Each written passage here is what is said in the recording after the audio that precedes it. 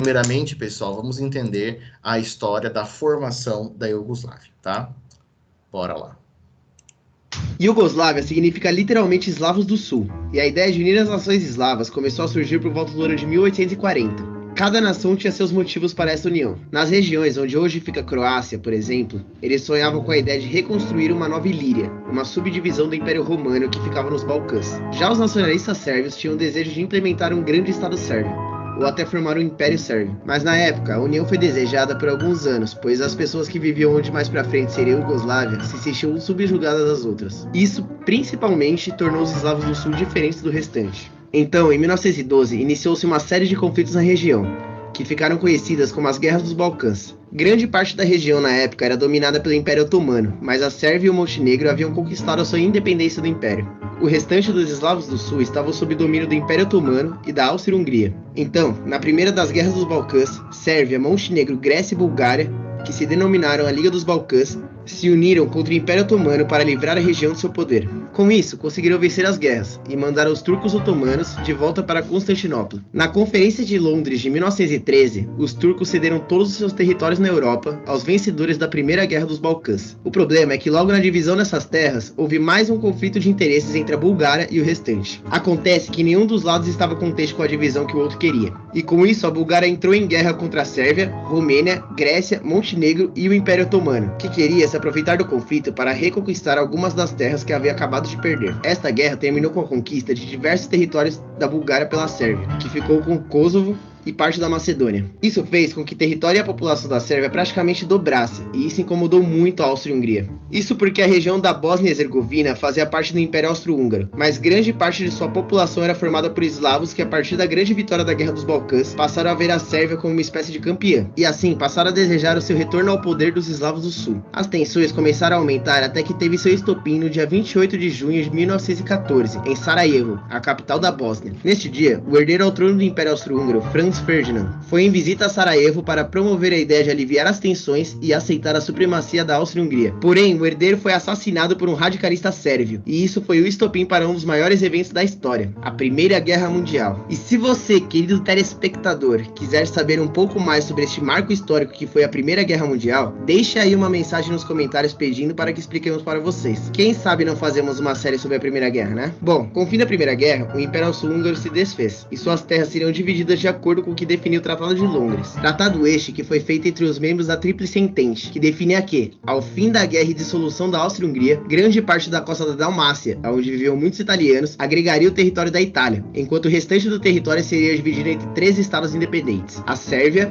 Montenegro e a Croácia. O Tratado de Londres foi feito para garantir a saída da Itália da Tríplice Aliança e sua entrada na Tríplice Entente, para garantir o fim da guerra e a vitória da Entente. Mas com o fim da guerra, os políticos da Croácia viram que um acordo devia ser feito com a Sérvia. Isto porque temiam que a Itália fosse pegar grande parte da Dalmácia e assim tentar avançar mais com a sua dominação territorial. E também que a Sérvia fosse crescer demais e em seguida decidir dominar a região da Bósnia e da Croácia. Então uma união seria melhor que uma dominação, certo? Desta forma, eles não estariam apenas salvando a Croácia e a Eslovênia das ambições territoriais da Itália, como também estariam salvando a si mesmos da própria Sérvia. Então, no dia 1º de dezembro de 1918, foi formado o Reino dos Croatas, Sérvios e Eslovenos. Este reino abrangia a Sérvia, Montenegro, Bósnia e Herzegovina, Macedônia e partes da Eslovênia e Croácia. Porém, esta união não foi de todo uma união feliz. Claro, cada região tinha seus motivos para não gostar da união. Haviam diferenças culturais grandes entre os eslavos do sul. Por exemplo, os eslovenos e croatas tinham uma ligação mais forte com a Europa, enquanto os sérvios tinham traços culturais da Ásia Menor, mais conservadores e fechados à influência capitalista europeia. A ideia dos eslovenos era europeizar os Balcãs, e não balcanizar os eslovenos e croatas. Enfim, a família real sérvia, os Karađorđević, acabaram por se tornar a família real do reino dos sérvios, croatas e eslovenos, e a capital do reino seria a capital sérvia, Belgrado. Entende o que incomodou tanto os outros países? Tipo,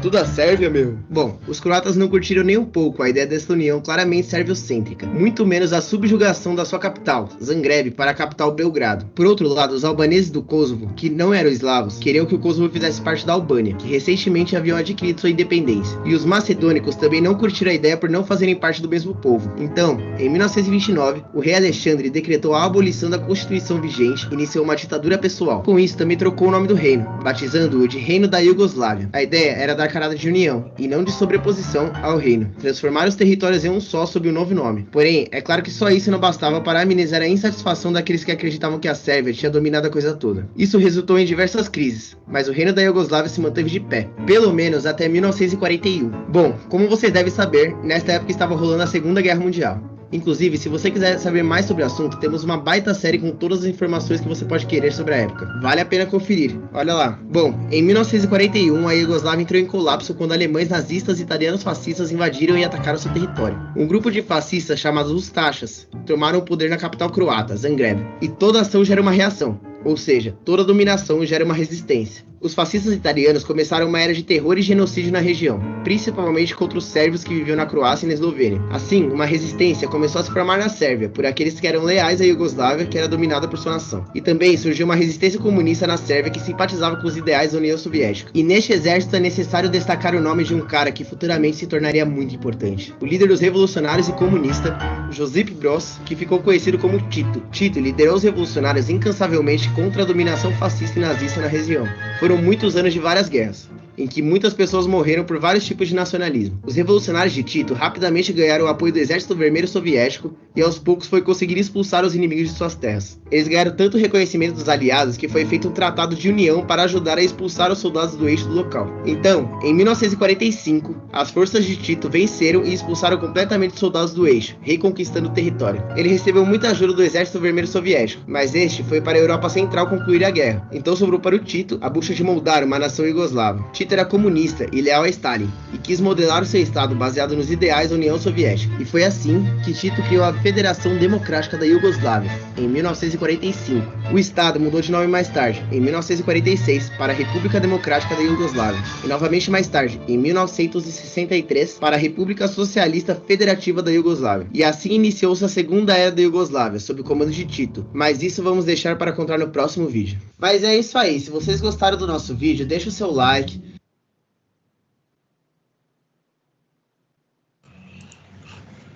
Nossa Senhora, acho que essa é a melhor definição, né? A melhor definição. Então, veja, pessoal, quando eu falo para vocês que realmente, né, isso tem, né, uma série de pormenores, uma série de detalhes, uma série de acontecimentos, é sério, né? Tipo, é realmente uma região complicada, né? Ele fala Balcãs ali no vídeo, mas Balcãs seria mais uma forma estrangeira de falar. Em português é Balcãs mesmo, tá?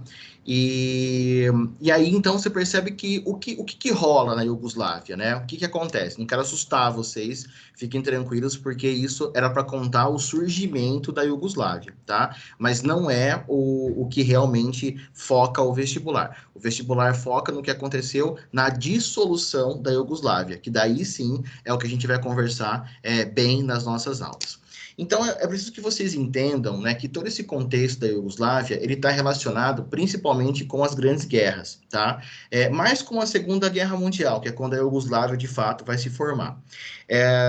E ali você tem, então, um pedacinho complicado do mundo, pessoal. Porque é um pedacinho de mundo que você tem um monte de gente diferente, que tem características iguais em algumas coisas e completamente distintas em outras. Resumidamente, é uma galera que se parece e, ao mesmo tempo, totalmente diferente uma da outra. Então, você tem ali muitos povos de diferentes origens, que vão ter diferentes modos de vida e que vão ser constantemente jogados juntos para viver sobre a mesma bandeira, e a gente já viu que em muitos lugares do mundo isso nunca dá certo.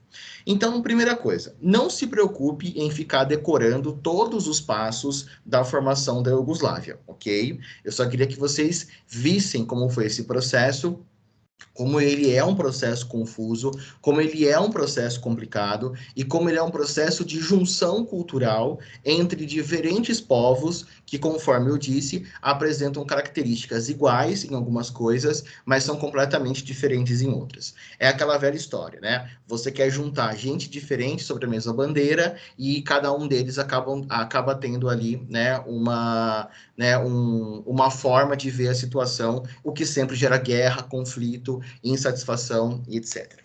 Então, beleza. Havia, né, ali né, um grupo de pessoas que eram chamados de eslavos do sul, tá?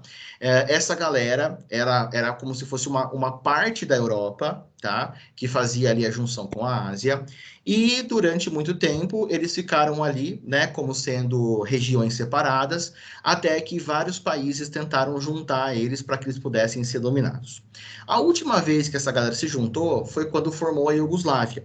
E a Iugoslávia se forma a partir de um conflito de Segunda Guerra Mundial, aonde você vai ter primeiro essa união para expulsar os fascistas e nazistas, e depois essa união permanece justamente por causa da União Soviética, né? Então, pessoas diferentes que estavam combatendo o nazismo e o fascismo estavam juntas ali naquele momento, e depois a galera foi obrigada a ficar junta porque tinha a União Soviética. O líder da Iugoslávia, pessoal, é o Tito, tá? O Josip Broz, que é o Tito, o apelido do cara é Tito. E ele foi o responsável, né, pela junção, pela criação da Iugoslávia, e ele manteve a Iugoslávia unida durante, né, a sua vida, vamos assim dizer. Então, a Iugoslávia ela vai surgir nesse contexto, né, de diferentes povos, de diferentes identidades culturais, que têm algumas coisas em comuns e outras totalmente diferentes, mas vai haver uma união, tá? Principalmente na época da Segunda Guerra Mundial, para poder expulsar os nazistas e os fascistas que tomaram conta daquela região. Quem foi o cara que conseguiu reunir a galera? O cara que conseguiu reunir foi o Tito, né? Um cara que era muito admirado por diferentes povos, né, que formavam a Iugoslávia e conseguiu manter a galera unida, mesmo que muitas vezes ele tenha que usar o poder da força. Tanto é que o Tito ele é tido, né, como um dos grandes líderes dessa época da União Soviética, né, e que tinha mais representatividade na região dos Balcãs do que o próprio Stalin, por exemplo, né? Pois bem, o Tito unificou, o Tito uniu e o Tito ficou ali com a galera durante um certo tempo. O que a gente vai realmente estudar, pessoal, é o que acontece quando o Tito sai do poder, tá? Que é quando você vai ter ali o fim da União Soviética, que é quando, né, aquele povo que ficou junto de forma forçada durante muito tempo vai resolver fazer o seu processo de independência. Então, é isso que o vestibular cobra de você, tá? Por isso que o termo, pessoal, que a gente usa é dissolução da Iugoslávia. É a Iugoslávia se dissolvendo em várias outras repúblicas, e a partir desse processo a gente vai ver surgir um conflito que foi muito sangrento, muito sanguinário, e que deixou marcas profundas nessa região, que até hoje ainda vive alguns confrontos e alguns conflitos por conta, né, dessa ideia de uma união forçada e de que alguns territórios ainda tentam a sua independência, como é o caso de Kosovo, por exemplo, e nem sempre consegue. Então, né, para a gente entender todo o conceito, nós estamos falando sobre a região dos Balcãs, na Europa, aquela parte da Europa Oriental que faz a junção com a Ásia. Existiam vários povos daquela região que eram chamados de eslavos do sul, tá? Essa galera, ela vai ser constantemente conquistada e reconquistada, e ela vai constantemente trocando, né, a forma como ela é organizada, até que eles vão se unir na Segunda Guerra Mundial para expulsar, né, tanto os nazistas quanto os fascistas, e eles vão se unir diante de um cara que era respeitado por eles, que era o Tito, né, um general, que era fortemente alinhado com a União Soviética, e pós o final da Segunda Guerra Mundial, né, esses povos vão continuar unidos sobre o nome Iugoslávia, sobre a presidência do Tito e sobre a tutela da União Soviética. Com o desmantelamento da União Soviética, né, pessoal, ali no final dos anos 80, vão surgir, então, diferentes pontos da Iugoslávia querendo, né, a sua independência, querendo a sua soberania, como aconteceu em vários outros lugares que tinham forte influência da União Soviética. E aí, nesse sentido, o que vai rolar, então? Muitos conflitos vão se desencadear, a guerra da Bósnia é o pior desses conflitos, e tudo isso por quê? Porque, novamente, você juntou uma galera que era parecido em algumas coisas, diferentes em outras, enquanto tinha um cara ponta firme no poder, que era o Tito, né? Meio ponta firme, meio perseguidor. Mas, enfim, manteve a galera unida, tudo bem, a hora que a União Soviética vai se desmantelar, né, vai se desfacelar, esses povos querem a sua independência, e aí vai ser o nosso objeto de estudo. Beleza? Até aqui, pessoal, tudo bem? Deu para entender o contexto, deu para entender a ideia, né? Da onde saiu, para onde chegou.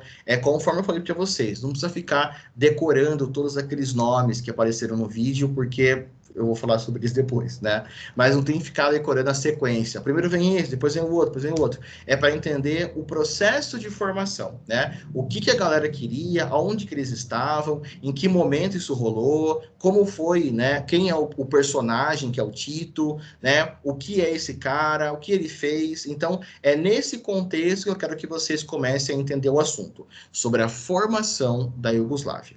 Beleza? A ideia geral, pessoal, deu para entender? A ideia geral da formação da Iugoslávia, né? Essa ideia de juntar povos eslavos que depois se juntaram, né, para combater o exército nazista e fascista. O Tito era o cara por trás de tudo isso, que tinha fortes relações com a União Soviética, uniu esses povos sobre, né, o nome Iugoslávia, e a partir disso, então, a gente vai estudar o processo de dissolução. Tudo bem até aqui? Tudo beleza? Deu para acompanhar o raciocínio?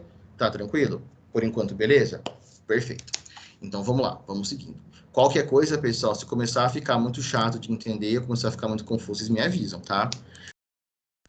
Então, né, a gente vai falar sobre a desintegração, a dissolução da Iugoslávia, né, que vai ter aí os conflitos separatistas nos Balcãs, né?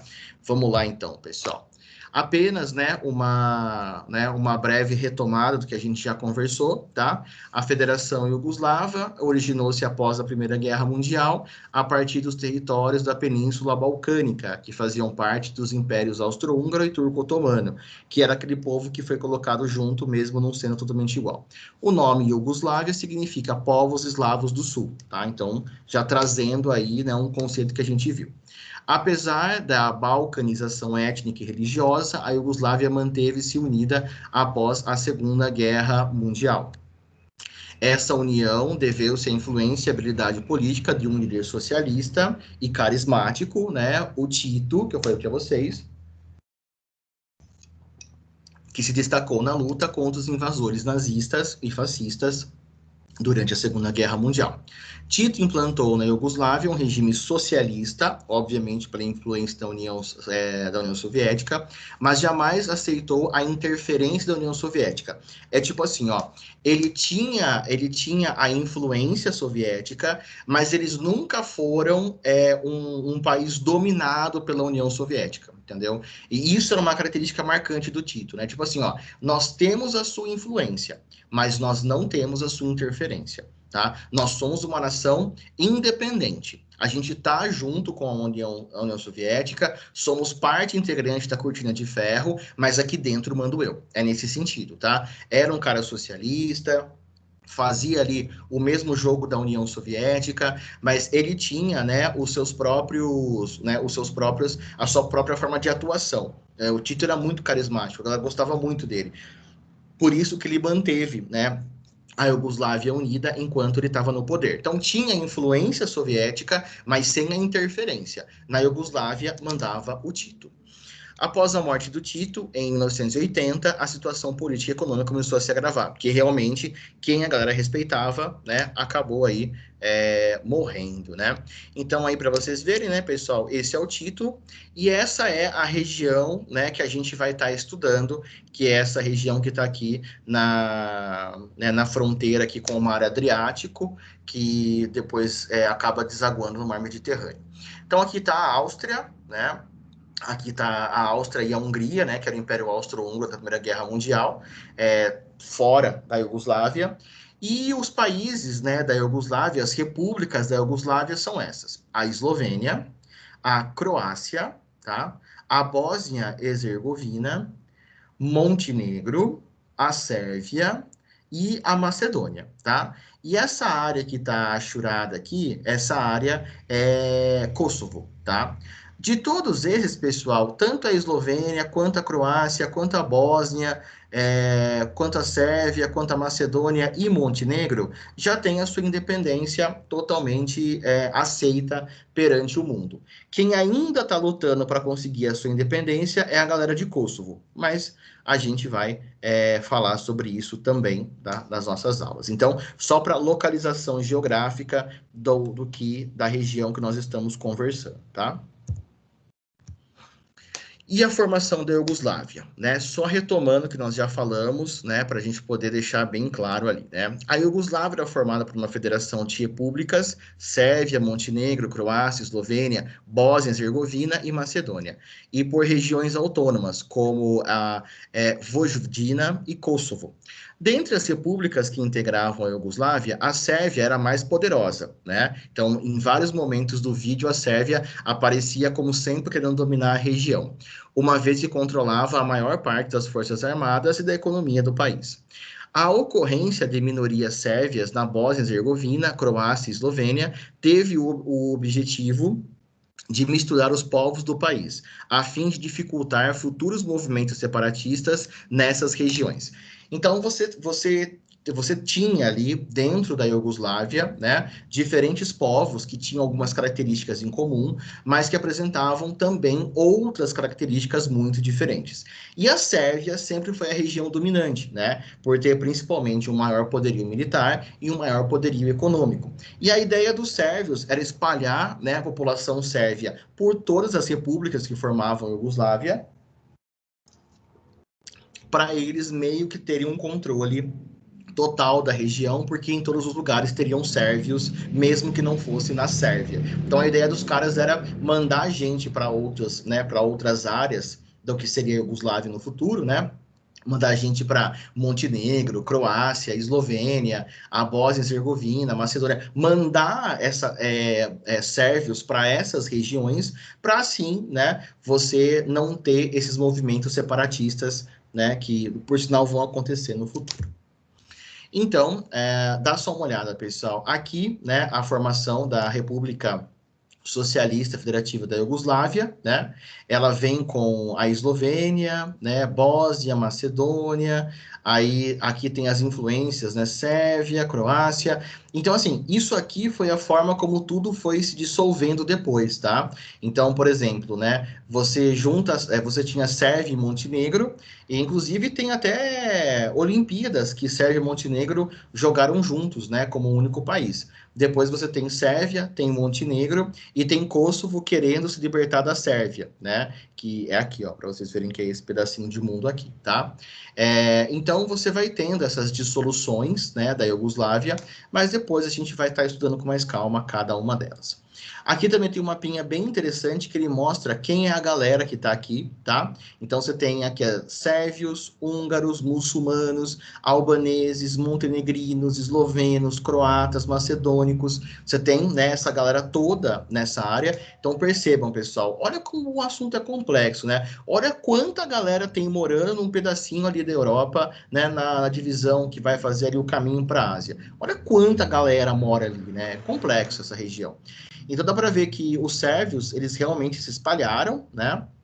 Eles acabaram aí pegando vários pedaços de outros países. Dá para ver também, né, que a gente tem uma influência muçulmana até que, né, bem forte em alguns lugares, principalmente na Bósnia. Dá para a gente ver também, né, aqui as porcentagens da população. Então, por exemplo, né, aqui na Eslovênia você tem, né, 91% de eslovenos e 9%, né, de outros povos. Aí quando você olha, por exemplo, né, essa região de Vojvodina, que fica aqui no norte, no norte do que seria a Sérvia hoje, então você teria aqui, né, 54% de sérvios, aí um pouquinho também você vai ter ali, né, de húngaros, um pouquinho de outros povos. Então, assim, lógico, fiquem tranquilos, vocês não têm que decorar essa porcentagem, tá? Não há a menor importância em decorar esses valores. Eu só quero mostrar para vocês a grande quantidade de povos que existiam ali, as influências que existiam ali para a formação da Iugoslávia. Então, o Tito realmente conseguiu, pessoal, um feito que era manter toda essa galera junta, entre aspas, tá? Numa certa paz, apesar do Tito combater com certa violência e repressão qualquer movimento separatista, né? Mas entendam que é complexo a história da Iugoslávia porque você está tratando de vários povos, inclusive povos que estão misturados, né? Então você tem sérvio na Croácia, croatas na Macedônia, macedônicos na Eslovênia, os povos estão misturados. E tudo porque eram povos eslavos do sul, mas que possuíam as suas características próprias e foram unidos aí a partir do processo da Segunda Guerra Mundial. Começa da primeira, vai para a segunda, né? E quando começou os conflitos? Quando que eles se iniciaram, né? Após a morte do Marechal Tito, as disputas territoriais e étnicas se acirraram entre as repúblicas, levando a uma série de conflitos internos, os mais violentos dentro do continente europeu após a Segunda Guerra Mundial. A Guerra da Bósnia foi uma coisa absurda, pessoal. Se tiver estudar esse ano, na próxima aula, foi uma coisa, assim, nossa, fora da realidade. Eslovênia e Croácia foram as primeiras a declarar a independência da Iugoslávia, tá?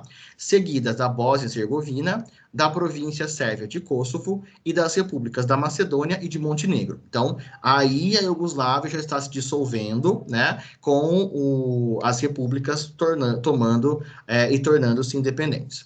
O último país a se separar oficialmente, dando fim à Iugoslávia, foi a República de Montenegro, que, com a sua vizinha Macedônia, obteve sua independência através de um referendo. Então, assim, tecnicamente falando, né, as repúblicas foram conseguindo a sua independência da Iugoslávia, principalmente depois da morte do Tito, porque não tinha mais ninguém que conseguisse unir todas essas regiões.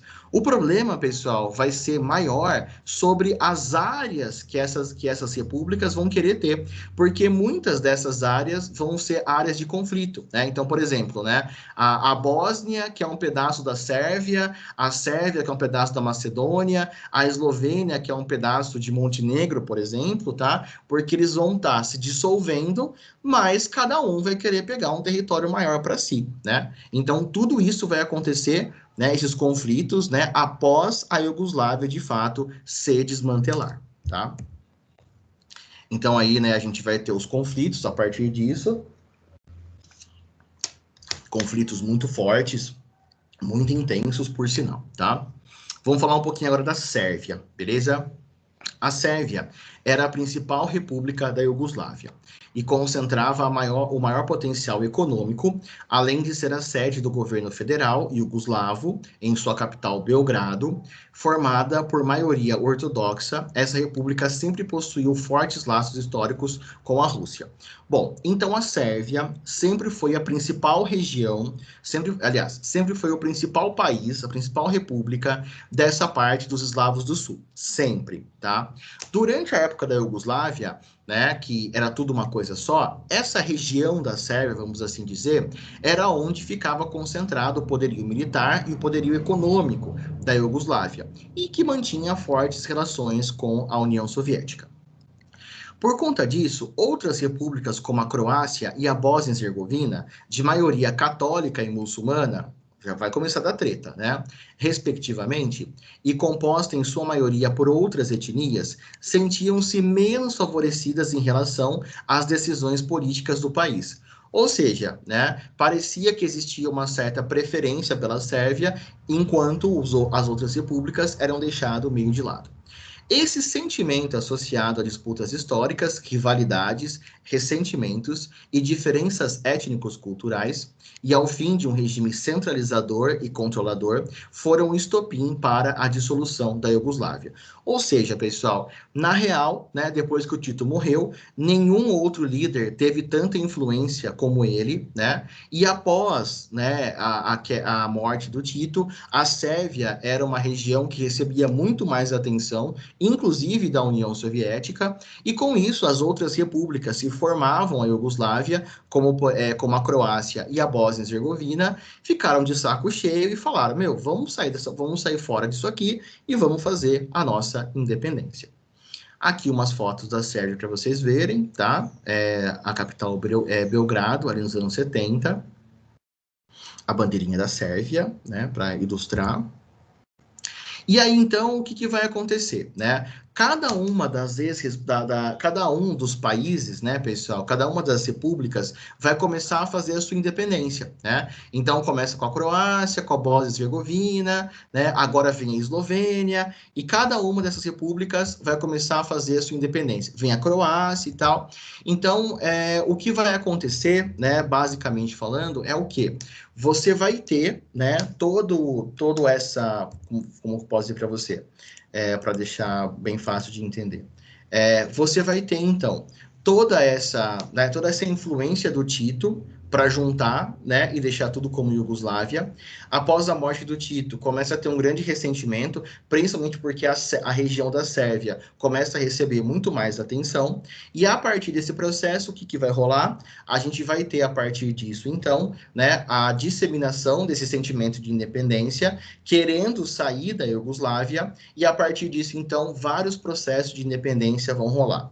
O principal problema, pessoal, vai ser na hora que as repúblicas ficaram independentes e vão começar a brigar pelos diferentes tipos de território, onde você tem pessoas de nacionalidade em áreas diferentes, né? Então, você tem sérvio em Montenegro, croata na Eslovênia, você tem montenegrino, né, na Sérvia, e aí você vai ter, depois dessa mistura que teve, a dissolução da Iugoslávia vai levar a uma série de conflitos. Tá bom? Beleza? E aí, pessoal, fala para mim. Até esse ponto da aula, tá tudo bem? Tudo tranquilo? Tá dando para acompanhar o raciocínio? Até aqui tá beleza? Como estamos por aí?